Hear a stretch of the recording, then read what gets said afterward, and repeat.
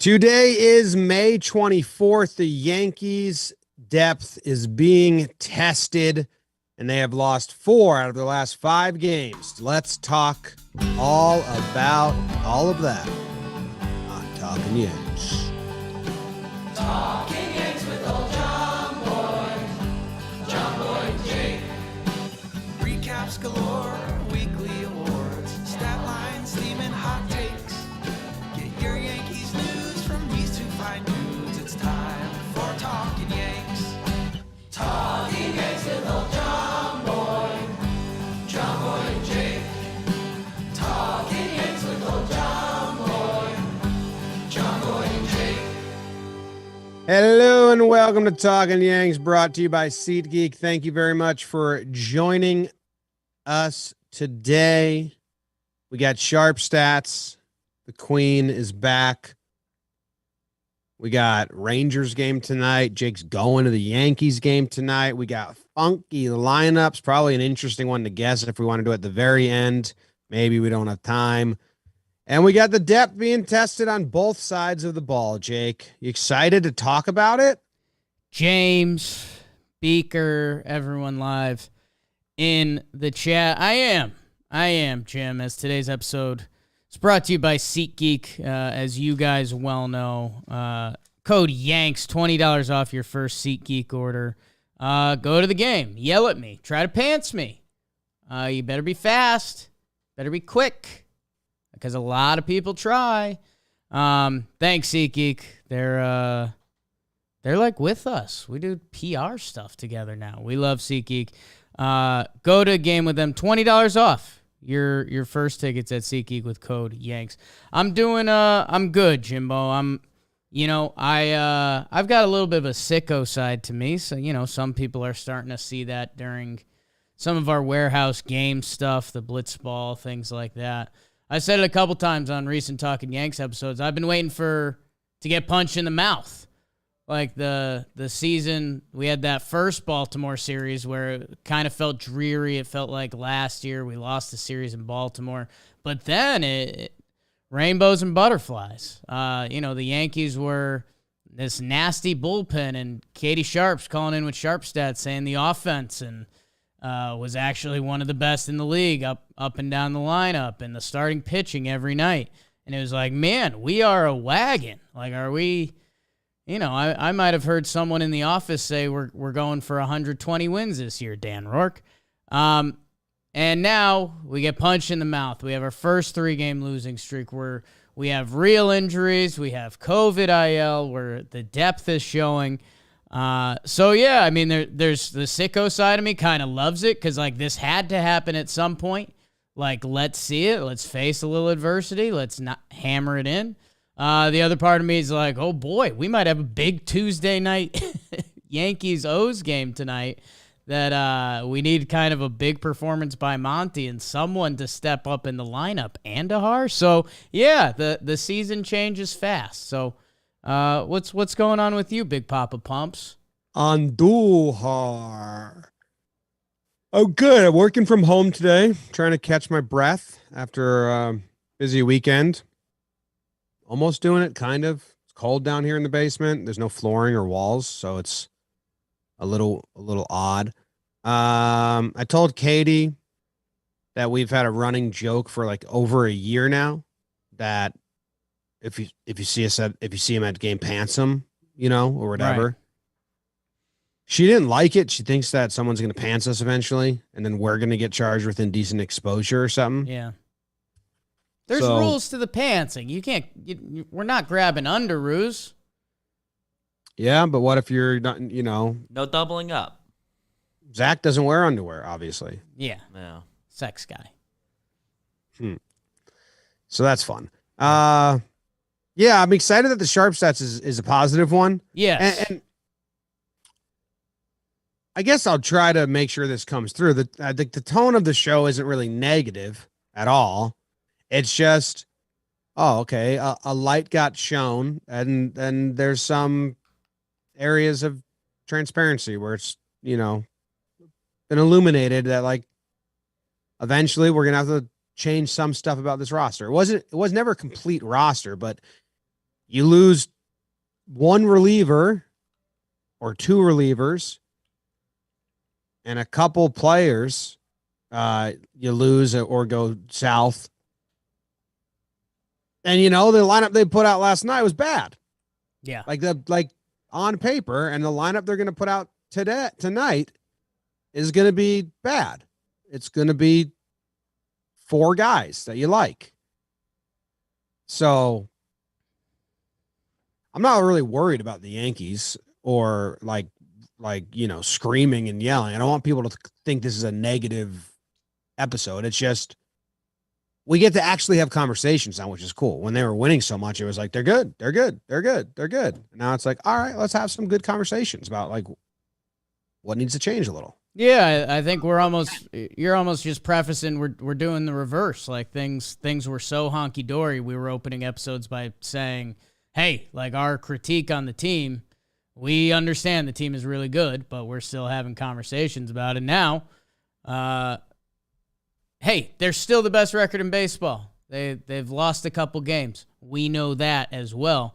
But yeah, some topics have opened up. So let's get in there. I mean, is there anything else we want to check the box on first? Do we want to do the get the judge quote out of the way? Do we want to save that for elsewhere? Donaldson's officially suspended for 1 game, also on the COVID IL.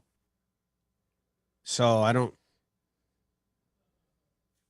it's gamesmanship, but if they knew the suspension was coming, they probably just would have waited it out.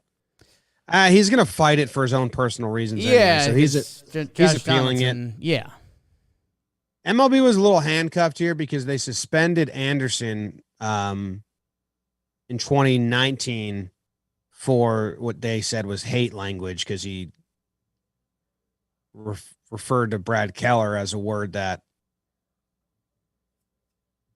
whatever, Yep. I don't know. And they suspended him because they said like that, that's hate. And a lot of people were saying like, you can't police how we use that word as Black Americans. And if this is deemed the same thing, they kind of like, I thought it was coming. Again, there's a lot of articles about this that are good insight. So I thought he was going to get suspended for 1 game. He's appealing it, and I doubt they drop it. It's 1 game. They're going to say just fucking no. Like, you're suspended 1 game, whatever. Probably hoping to get the fine decreased or something. Yeah, because Judge had 2 homers last night. He did the post-game presser, and he got asked about the Donaldson situation. And I thought his answer was insightful and shows the tone of the locker room and like how like the other players felt about it. And it was the same sentiment we've seen and that Joe shared and Booney shared and that I said I echo as well, is like, yeah. And Judge, play the audio. Let's run the Judge quote. Yeah, run the Judge clip. It's a tough one. Joke or not, I just don't think it's, the right thing to do there, especially, given the history, especially the series in Chicago, kind of a little bit of beef between Anderson and JD, and, Anderson's, one of the best shortstops in the game, and, he's a big part of MLB and, what's going on here and how we can grow the game, and, JD for that 1 game suspension. Yeah, I don't know. I just don't think it. On JD's, he made a mistake. Owned up to it, and now we got to move on. Then was suspended. Yeah, so he said something I hadn't thought about was like Donaldson and Anderson were already got into it in Chicago. So Donaldson's like an inside joke. I don't know why it's not funny or friendly anymore. And it's like, yeah, but Judge is like, but you just were fighting with each other. So now it seems much more like a jab in the ribs with purpose than if there was no like bad interaction. It was just like, hey, what's up? Good to see you this season joke. And then the fact that Judge is like, no, I don't like it. You can't do that. You shouldn't say that. It comes across bad, but we talked about it. He's like, we're grown men and we're over it, and he got suspended. But I like the insight into the clubhouse, which Judge is very much a big voice and captain of that room, even though he's not a captain of the team. Yeah, he's the dude. I mean, no more CC, no more Guardy. Like, it's Judge is the dude, and I mean Donaldson, like you mentioned last episode, we were so excited about his piss and vinegar and kind of being a breath of fresh air and kind of the pest the Yankees need. And he was trying to be a pest, and he was being a pest, but he almost, I think he was kind of ignorant to what he was poking at, and that's where the argument ends every time. It's the messing around with the buddy or not messing around with the buddy, and he got there. So yeah, MLB had to do something. They give a 1-game suspension. Their pitching coach comes out on Twitter and talks about the malice at third base the series before, and he got kind of roasted by that because it was a tag play at third where Donaldson apologized. So yeah, there's the fuck was that, Cat? Like, I mean, what do you like? I've said this, and I think everyone's nervous to talk about it because you don't want to say one wrong thing, but the White Sox are trying to use this as a rallying thing, and their season was 500. They had a lot of injuries, and then this happens. They win 2 at the stadium, and the suspension comes out, and Katz is pissed off, and their whole team kind of wanted to get pissed off. They got fed a little bit of bait, and they're going. So yeah, it's in a couple ways it's bad on Donaldson there. So yeah, I don't know. I think we'll see. I guess the only thing I'll say with the Donaldson appealing it, remember when Chapman appealed his suspension or whatever it was, and it dragged out for like months, like they just never met. Was that Chapman? Yeah, Who was that? But they needed a witness, and the witness couldn't show up, even though it was like a nationally televised thing. So I guess that's my thing. Like let's just figure it out now and get this mostly in our rear view. Yeah, if anyone's not familiar, or usually players always appeal because the PA says to appeal, and then even if you don't get it reduced, you get to choose when you serve it. So that's why if he wasn't on the COVID IL, I think he might just to appeal and then drop the appeal and serve it during Baltimore so he can play for the Rays series. But a lot of times people use the appeal and then they appeal and then they drop the appeal just so they can kind of sit out on their own terms. Be like, those are the games I'll miss. I'll drop the appeal then. Like that type style.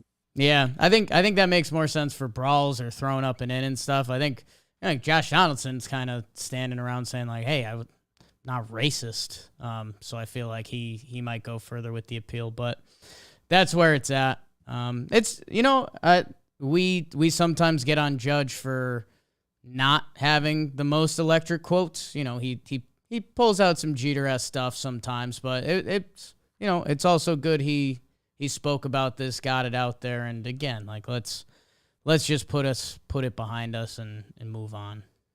Yeah, I mean it was good. He's also saying that TA is like what we want baseball to be. It's kind of not the guy to go like right, whatever. All right, you want to go into the Sharp stats? Yeah, let's get some good news from Katie Sharp, and I'm giving you guys some good news from the DraftKings Sportsbook because right now you can place a $5 hair bet on any team to win. You're like, okay, you could look at the board any day and pick a team to win, right? Guess what? Kind of don't matter. Because if you place a $5 bet, if the team wins or lose, you still get $150 in free bets. If you're looking to turn a small bet into a big payday, how about some of their same game parlays, the SGPs? You can do just that. Combine multiple bets, stolen bases, total runs. If you know something, you can pretty much bet it at the DraftKings Sportsbook. Go download the DraftKings Sportsbook app now and use promo code JOHNBOY. Bet just $5 and get $150 in free bets no matter what happens on the field. That's promo code JOHNBOY at the DraftKings Sportsbook, an official sports betting partner of Major League Baseball. Minimum age and eligibility restrictions apply. See show notes for details. MLB trademarks used with permission. Give it to me, Katie. Hey guys, Queen of Stats is back. And this week I want to talk about Clay Holmes. This is just going to be like a general appreciation voicemail for him because he's amazing and it's way overdue. And so first I want to talk about, obviously we know his ground ball rate. That's what he does. He's a sinker slider guy. He gets a ton of ground balls. So his ground ball rate this season is 83%. Just to put that into perspective, there's no other pitcher with at least 20 innings pitched that is above 70% this season. And the highest that Fangraphs has recorded, and that's going back to 2002, is an 80% ground ball rate by Zach Britton in 2016. So right now, Holmes is basically Zach Britton, but even better. Peak Zach Britton, but even better. And now just to kind of go into a little bit of some specifics, some wow stats to put that ground ball rate, just to dig a little bit deeper into it. The average distance on his batted balls is the lowest in the majors, right? It's 49 feet. Think about that. The distance from home to first base is 90 feet, and the distance from home to the pitching rubber is 60 feet, 6 inches. Clay Holmes' average distance on his batted balls is 49 feet. All right. And the average launch angle on his batted balls is also the lowest in the majors. It's negative 10.2 degrees. So basically every single person is hitting the ball downward, 10 degrees. And he has allowed just one barrel among his 54 batted balls. So a barrel we know is kind of like the best case, the most optimal hit ball that you can do. Usually they go for extra bases. And only 7 of his 54 batted balls have even reached the outfield. And just one more thing I wanted to talk about was we know that he has a super low ERA. It's 0.42 as I record this on Monday. But he also has the lowest expected ERA in the majors. And that's a StatCast metric that takes into account the amount of contact that the pitcher allows and the quality of that contact based on exit velocity and launch angle. So this is no fluke. He is really doing this. He has a very extremely low ERA and a very low expected ERA as well. Oh, and yeah, he throws a slider about 20% of the time, and it's really good too. It's got a 27.5% whiff rate. That's whiffs per pitches thrown, which is the 11th highest among the nearly 300 pitchers that have thrown at least 50 sliders this season. So a crazy sinker, a crazy slider, and he's just a crazy pitcher right now. And so I know a lot of people want to put him into the closer role, and the stats back it up. But it's not just the stats. He's also facing a ton of... She got cut off by Google's. Oh, man. It's tough. The minute rule got Katie sharp? She got minute ruled. Oh, my God. 3-minute ruled, technically. Yeah, 3-minute rule. But did she finish it, or is that the end of the voicemail? That's it. Oh, okay. I hope there was Damn. not some good stuff into the void there. Damn. Got the rug pulled out from under us. She followed up with me. She said she got everything she needed to out. Okay. So Okay.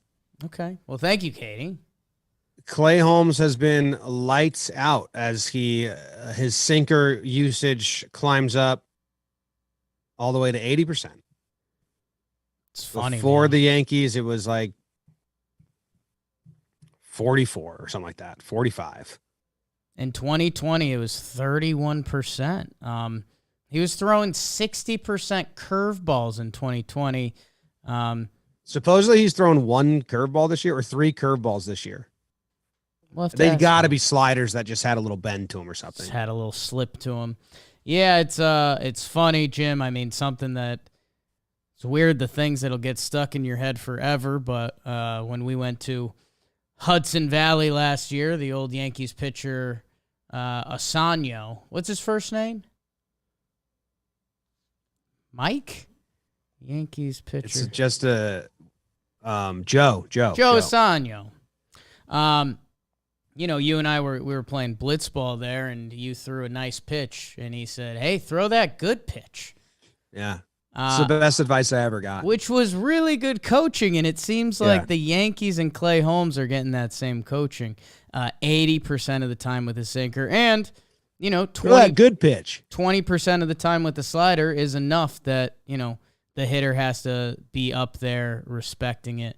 Clay Holmes has been awesome. I think we were hesitant just because relievers, small sample size. I mean, even if you look at Johnny Laza and his incredible last year to his struggles this year, we were kind of unsure about Clay Holmes. But, man, when you put it all in the bucket with the amount of Pirates pitchers that have now left there and gone on to other places and be successful, the pitch mix changing, and just the velocity and how everything looks, Clay Holmes is awesome, and he is our closer right now. Like we did the whole committee dance for a minute. Like, oh, we'll see what happens. Chapman's hurt and bad. Johnny Laza has been bad so far, and Chad Green got hurt. Like Clay Holmes is our closer. He's our reliever right now. Well, Mike King. We'll see. Well, I don't know what they're going to. I mean, that's kind of a conversation we got to have. I don't know how they're going to utilize Mike King. You can't utilize him how you were utilizing him anymore, in my opinion. But we'll stay on Clay for now. The Tone the Slab guys had a good conversation on that. Go check that out. Give me one bullet point. It's Mike King is an interesting conversation. Do you make him a 1 inning go-to reliever guy because we know how to handle those guys in their arms? Do you continue to use him in this multi-inning role, or he was originally supposed to be stretched out to be like a starter type? So yeah, I'd go 2 inning guy in like the 7 and 8 inning. I guess you have to ask King. They had this trouble with Chad back in 2017. Right. It was 4 days off, then he'd go 3 innings, and it's 4 days off. It was very planned, which is kind of what they've been doing with King now, is what they did with Chad in 2017. Then in 2018, they tried to use Chad as just a 1 inning guy whenever you need him, like a true holds guy. And the transition was tough for him. He didn't like different off days, different routines, and that's where King's been in the bullpen. Yeah. But he hasn't been a get up, you're in. And then the next day, get up, you're in. And then 3 days off. And then, that role, which is what I'd love him to be able to do, but he might not take to that immediately. Some guys don't. So you might have to just, I don't know. I'm interested in it. Yeah. Yeah. We'll see with Kinger. Johnny Laza needs to pick it up. Castro and Wandy. But yeah, Clay Holmes, the sinker stuff is wild. If you're not even analytically driven, but just ground balls, it's insane what he's doing. I forget if it was Hoodie Glaber or playoff Tanaka, Yankees Twitter celebrities. But I think the gap between Clay Holmes and the number 2 pitcher in ground balls is the same as the number 2 ground ball pitcher and like the 30th ranked ground ball pitcher. So what he's doing and how hard that sinker is to hit really is special. And I do like Katie Sharp bringing up Zach Britton. And when she says peak Zach Britton, I know if you're a Yankees fan, but Orioles Zach Britton, I think he was second in the Cy Young one year, ERA in the zeros, just basically unhittable, and more or less throwing one pitch, a heavy sinker. So, yeah, there's a recipe there. You worried at all about Clay Holmes? How much they're using him, how much they're relying on him, how much they're using him in big pressure spots? I'm pulling it up now, trying to find the usage of years past. He leads the league in games right now, or is tied for the league in games at 21 innings. I wonder if that's where that stands. The most innings he's pitched is 70, and that was last year. In 2019, he threw 50 innings. But in those 70 innings in 2021, I would have to think there weren't a lot of super high leverage. There was no 9th inning save appearances. There was 1, 2, there was 3 eighth inning hold appearances. I'm a little, it's early. We've seen relievers get burnt out a lot. And if there's a way to make this version of Clay Holmes where visually it's hard to hit his pitches, like you just see it and you're like, that looks like something that no one can hit. Like they're so sharp. There's a couple things Clay Holmes has working for him. Those 2020 stats, I need to throw those out. That was over 1.1 innings, so I'm going to remove that from the record. What he has going for him is he's a beast. He is 6'5", 245, listed. I keep calling him the robot horse because he's got the legs of the horse, but the brains of a robot. Clay Holmes, the way he throws is kind of robotic that, we see a lot of relievers. You can tell. You could tell from Mike King. You could even tell Johnny Laza, Chappie. You can tell when they dial it up, when they go back and look for a little more. Clay Holmes kind of doesn't do that because I don't think he's wired that way. I think, again, robot horse. So with all that being said, I'm not super worried about him. But at some point this year, they will need to cut down his usage. I mean, we're essentially at the quarter pole of the season, and he has 20 appearances. Quick math there, 20 by 4, we all know is 80.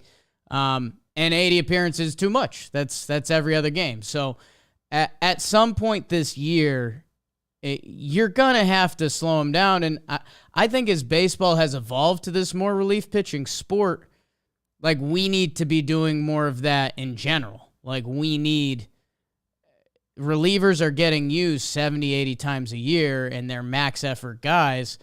Like these guys are going to need rest. And like I think it's going to be part of the evolution of baseball where it's like, like Clay Holmes is going to get his summer 10-day hiatus because you're going to need it. And any pitcher needs it, I think. Yeah. I mean, that's my worry is I wonder if they can give breathing room there because it's getting, if anything, a time when you were hoping some breathing room would come. It's like, oh, now he's our biggest guy we got to rely on. 9 relievers have appeared in 20 games this season so far. Of the 9, I just heard a lot of words you said, but it is in fast forward motion. Okay. I think we got all of it. You got anything else on Clay?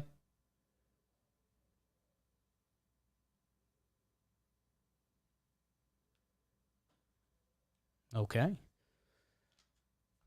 Well, what you can do, if you've heard enough on Clay Holmes, you can go to a Hudson Valley Renegades game this year. That's right.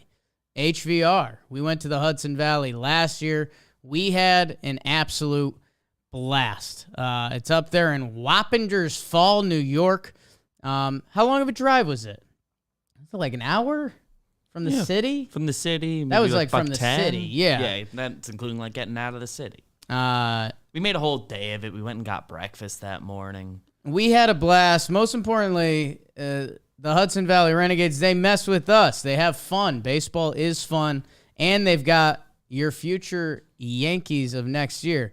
Follow them in all the social medias, HV Renegades. But stay in tune with the top prospects. They gave us some player highlights. Everson Pereira. Yeah, he's in the system. How's 7 for his last 12? Whoops. Beck Way. Electric name, 5 innings pitched, shutout recently. Anthony Siegler put up a 3 for 5 in his return to the Hudson Valley Renegades. 5 runs he scored himself, the Siegs. Go to a Hudson Valley Renegades game. You're going to have a good time. And right now, if you buy one lower box ticket, you'll get another. BOGO. For the rest of the season, if you use code JOMBOY at hvrenegades.com, that's code JOMBOY. Also, I think code JOMBOY, if you go get yourself some swag, hats, merch at the Renegade store, code JOMBOY will work there for 20% off. So if you want swag, if you want tickets, if you want to have a good time, go check out the Hudson Valley Renegades, hvrenegades.com.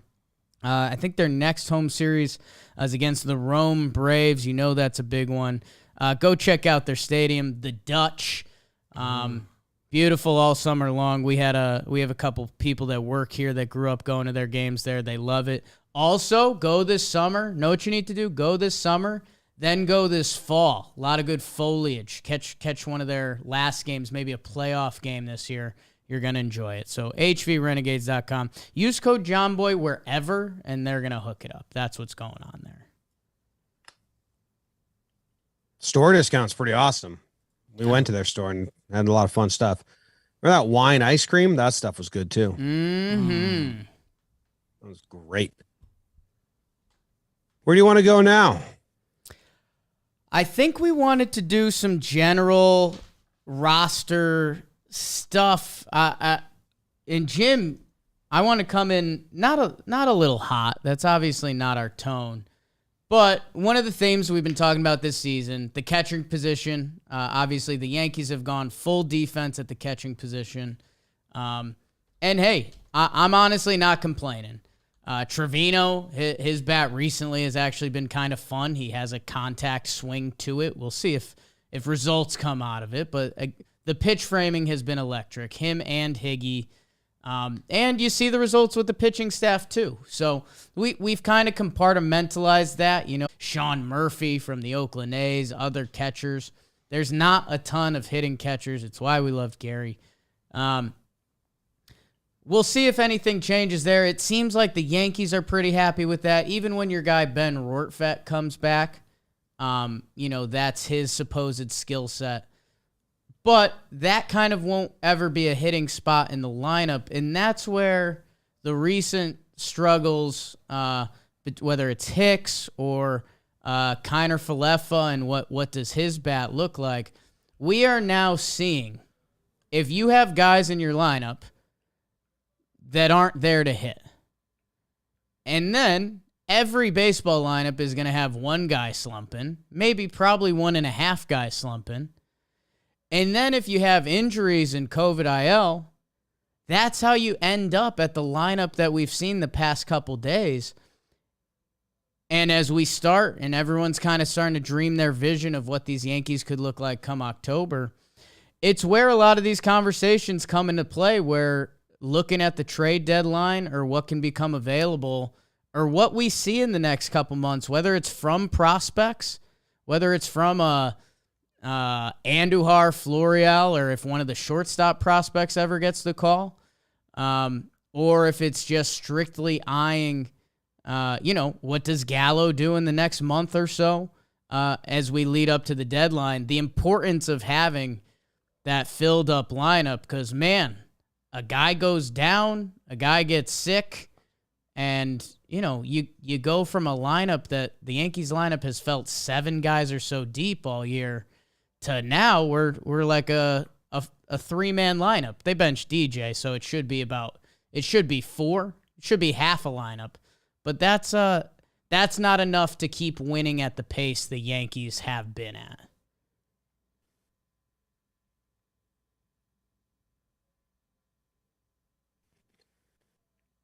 Yeah, do you want to go like position by position, or where do you want to? Well, where does your brain jump to? I'll try to tee you up if I mention that. Where do you jump?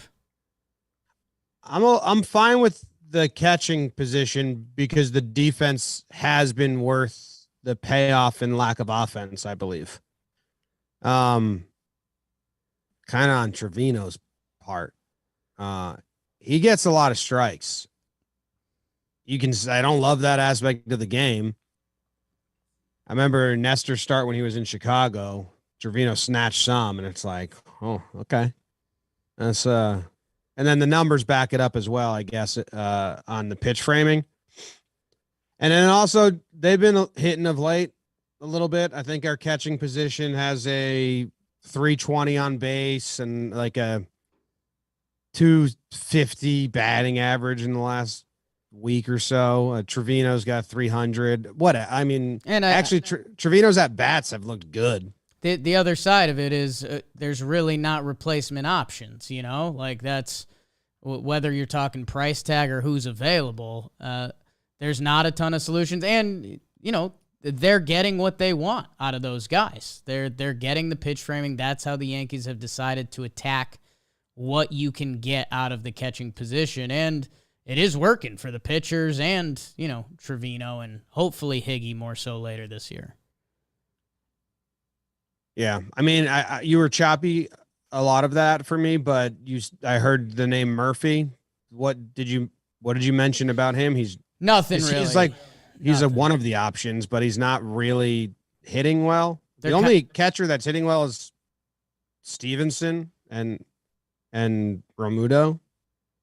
Yeah. You're basically saying what I just said. There's not catchers. That's kind of the other side of this whole thing. There's not a solution that's going to be we're thrilled about or it's fully the answer, but that's available. Kelbert Ruiz. Big May. Yeah, I mean him and Stevenson are essentially like rookies. They're top prospect catchers. Adley? Yeah. Trade for Adley? Yeah, come on, Baltimore. Varsho, put him back behind the dish. Another one. He's been catching.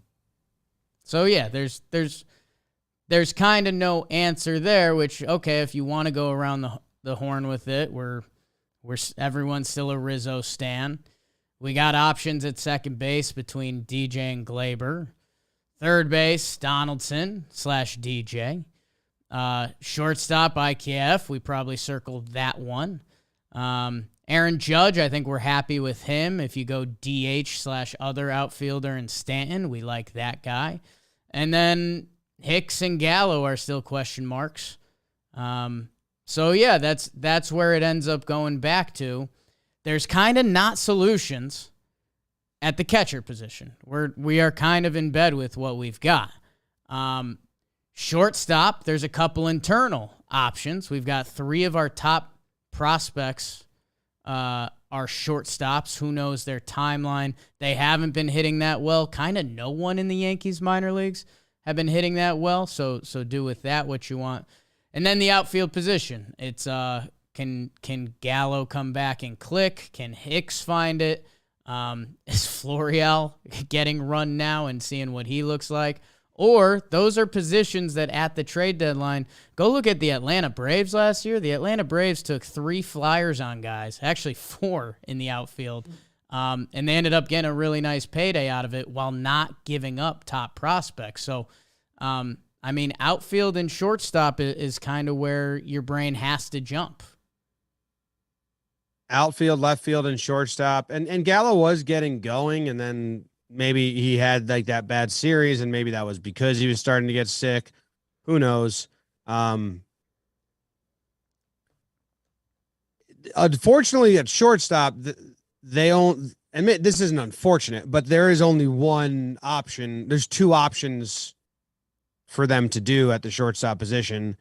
It's ride out Kiner Falefa or call up one of the prospects, because even if there is a shortstop available for trade or something,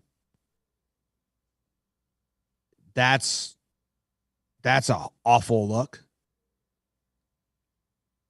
Like that's, I don't know.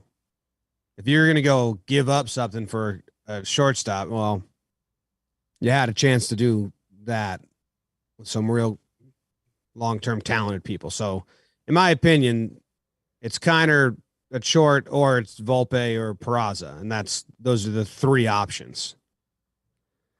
Yeah. And we'll see what happens. I mean, Kiner right now, he's 30th in WAR amongst shortstops that have, on Fangraphs, he's 30th in WAR among shortstops that have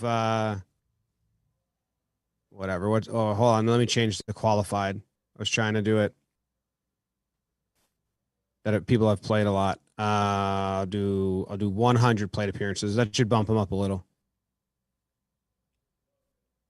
Okay, he's 23rd.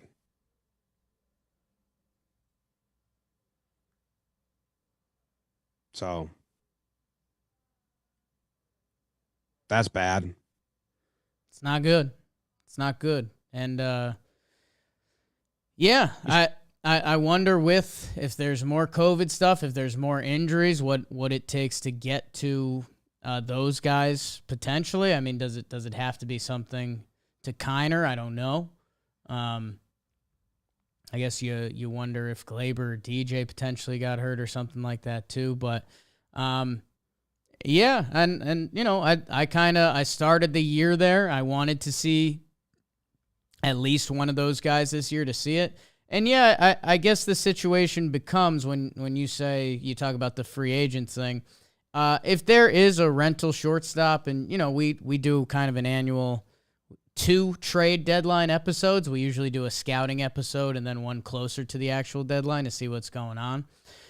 You know, IKF came in to be a shortstop rental to a degree. The debate is, was it to be a shortstop for 3 months or a shortstop for 2 years? And I'm sure if you're a diehard Yankee fan, you've probably debated that with your buddies. So if there's something available that becomes a rental that makes sense, but the Yankees in their organization still think Volpe or Peraza is the guy for the future, then that is what it is related to last year's free agency class. But yeah, I mean, it's one of the kind of only 2 positions, shortstop or outfield, that they really can address and upgrade. Yep. Yeah. You just need, I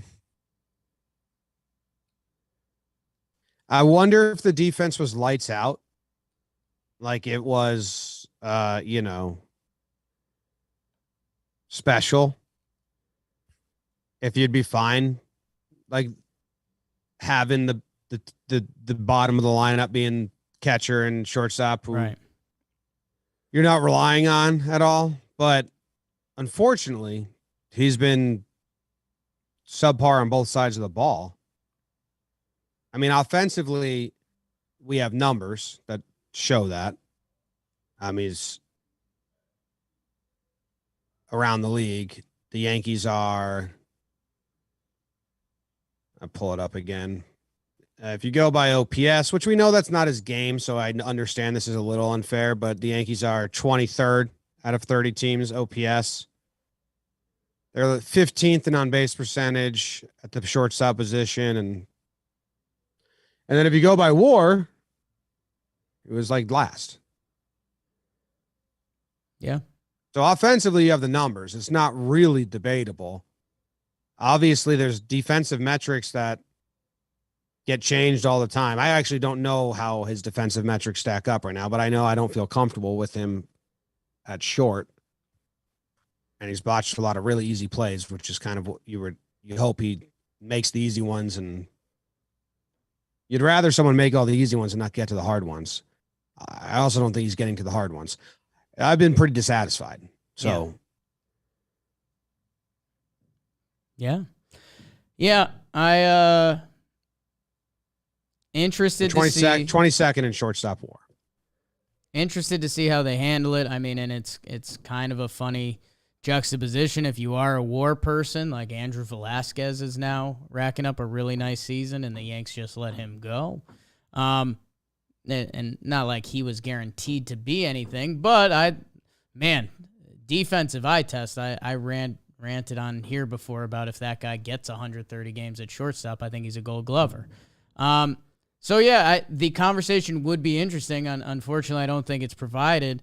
But I guess at the same time, that's kind of where I'm landing. That, I mean, if you have a bottom third of your lineup that's not there, that's a lot of pressure. I mean, we saw it last night. We basically had a third of a lineup. One guy put up all of our runs, and there really wasn't anything else. And, you know, I know you want Cole to be better against the Orioles. Their lineup was actually kind of pesky up and down the lineup, and I think that tied into beating Cole. So I don't know. It's the storyline that we've been dancing around, but the winning has covered it up. That, you know, if more losing comes, changes need to happen, and there's only a couple spots where it can. Yeah, that's what I was going to say. There's only a couple spots. Like let's go over who's a lock. Rizzo, obviously, He's kind of been slumping lately, but he's the lock. They're not. He's on the team throughout. Judge is a lock. I actually think, I forget who I was talking to, maybe Joe, is I think that Judge might be our starting center fielder throughout the playoffs. He could. It's an option. It's an option if he's still not signed long term and he likes playing center field, and because they've been bad at center field. The Yankees comparatively have lacked offensive production from the center field position, and that gets fixed if Judge plays there.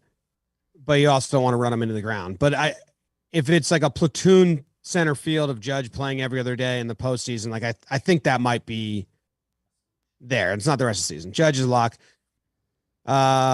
Stanton, obviously, he's a lock. Right field, DH. DJ, locked up. I think Donaldson's going to ride out the whole year. They're paying a lot of money. That's it. Yeah, I mean, you put Glaber and Gallo in kind of question mark territories. They can earn themselves locks. Yeah, I can see them being role players and it not being the end of the world. Or Gallo changes scenery type stuff, but yeah. Gallo's numbers are awful. And then that leaves you with left field, Hicks and Kiner as the areas to improve the team where, it's not like you can go get a first baseman and just move Rizzo. He's not Chase Headley. Well, and it's also it's where the Judge center field versatility comes into play, because Stanton has kind of been all right in right field. And if you have Judge available to play center field, you can add a corner outfielder, which is a lot easier than adding a center fielder.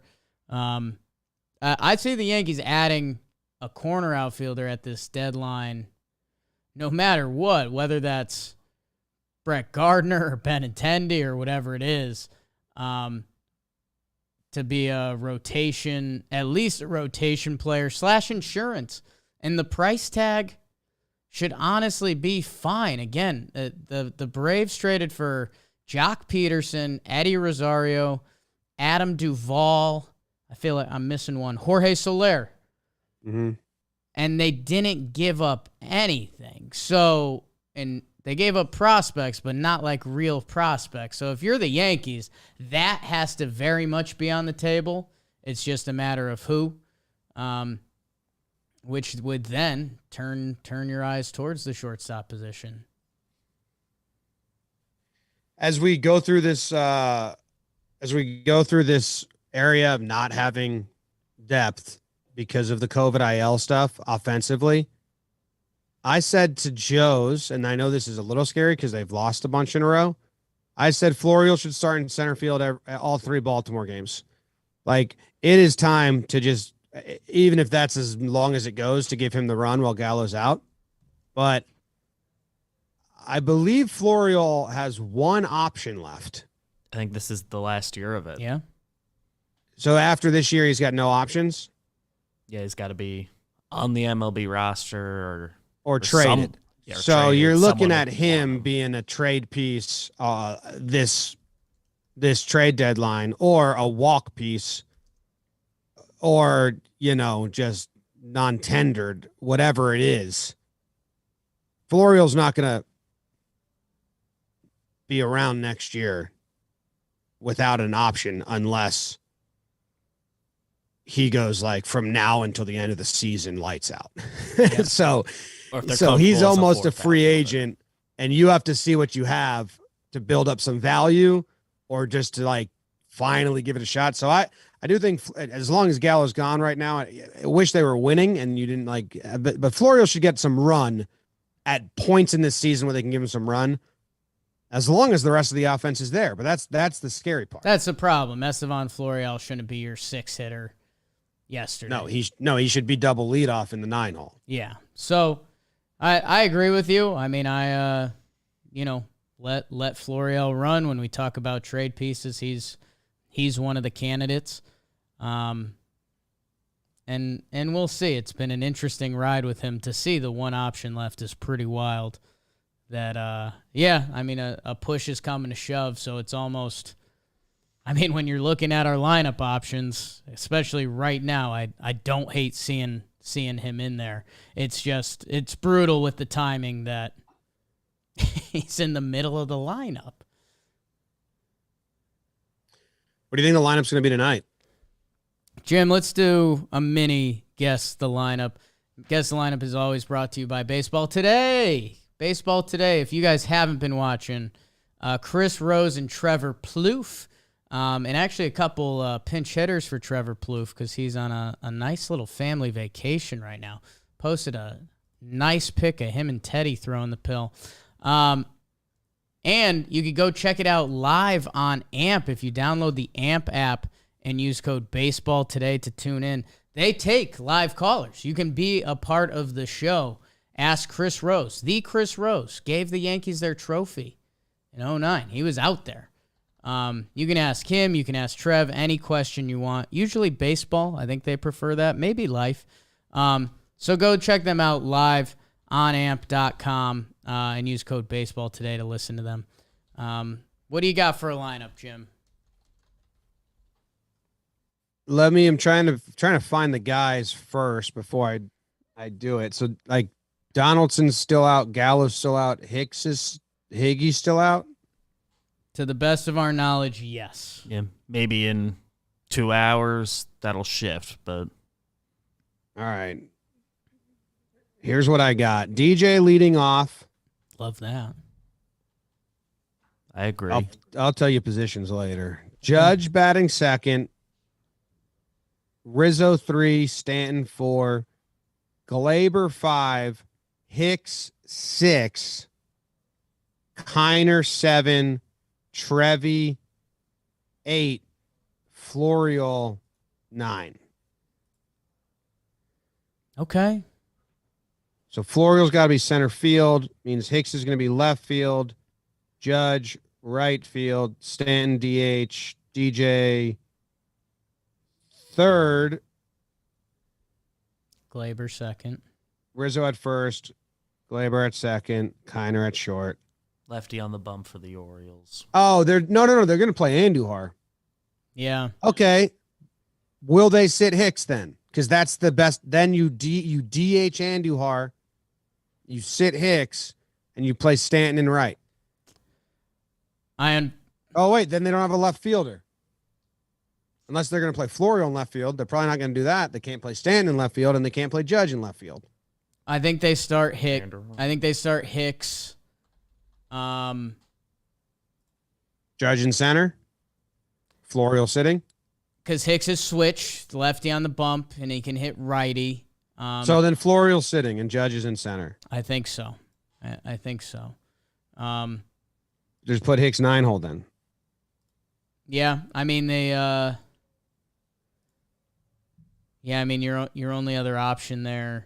You can't put Andujar in the field. If they do, that would be a treat. Well, where's he been playing? Where's he been playing in the minors? Left field and third base. I think the last time we looked it up. That was early. Let's see how it's shifted. I know I saw a lineup of him in left field, like beginning of or end of last week. 15 games in left, 10 at third. Yeah, that's this year at Scranton.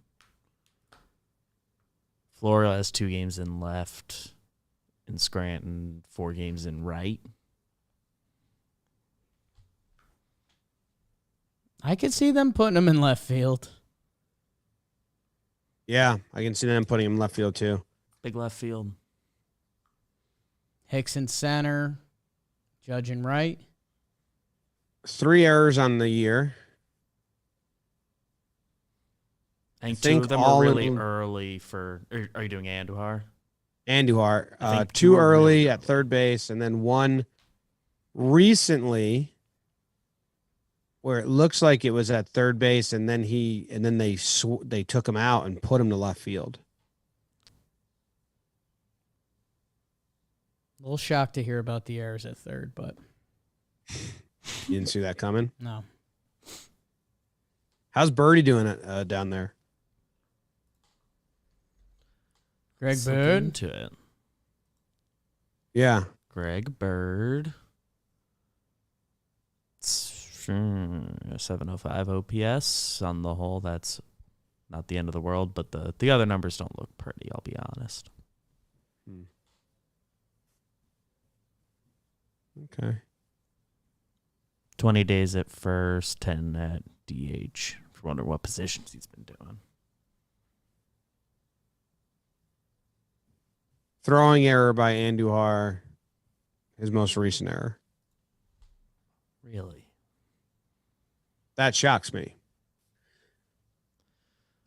I don't know. Yeah, is that the lineup then? You think?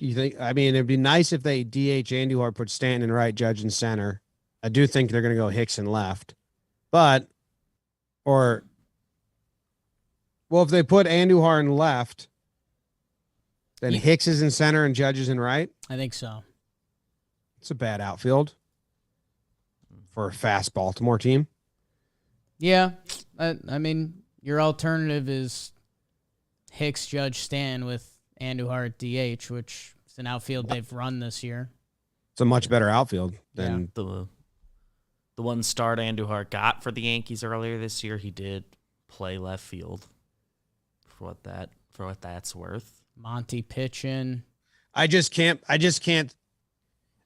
think that they would start Andujar and not burn him on both sides of the field because that helps give Stanton rest. Same. Yeah, I'd be shocked if they DH Andujar and played Stanton solely because it's a way, if you're playing a minor league or you're playing a bench guy, you better squeeze all of it out of him. Right. The juice. And save other people.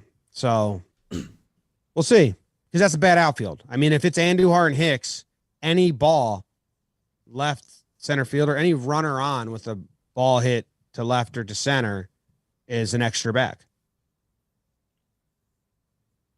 They should pretty confidently go for it. Yeah, and they're a fast team. That's young, doesn't really care, Scrappy. and will go. So that's a bad outfield against the Orioles, in my opinion. Yankee Stadium, too. Big left field. Yeah. All right.